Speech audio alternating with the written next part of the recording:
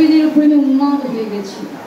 তো আজকেও তিনি তাই হয়ে যাচ্ছেন। এখন নিত্যানন্দ প্রভুর হৃদয়ে ভয় হচ্ছে যে প্রভু যদি কোনো মতে গঙ্গার জলে নেমে যায় আর গঙ্গার জলে ওই সেদিনের মতো জেলের জালে গিয়ে ওঠে, তাহলে কি হবে? না না না না না না, এটা করা যাবে না। শীঘ্রই প্রভুকে ফেরাতে হবে। প্রভু তুমি চেয়ে দেখো তোমার সঙ্গে কারা? এই আমি, তোমার দাদা নিত্যানন্দ, ওই দেখো অদ্বৈত গোসাই, ওই দেখো শ্রীবাস পণ্ডিত, রাম পণ্ডিত, সবাই আছে। তুমি কেন এইভাবে গঙ্গার দিকে গিয়ে যাচ্ছ? প্রভু একবার তুমি কৃপা করো। কিন্তু মহাপ্রভু কি করলেন? সবাইকে দেখে, চারিদিককে দেখে ভাবছে না আমি নবদ্বীপে নেই, আমি বৃন্দাবনে আছি।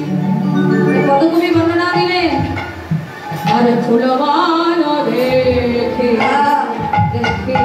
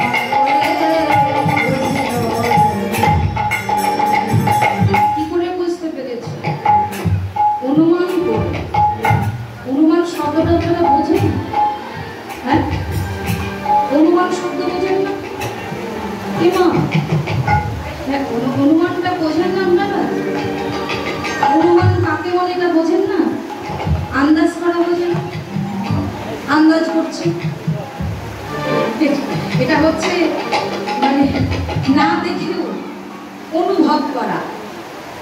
এটা বুঝেছেন?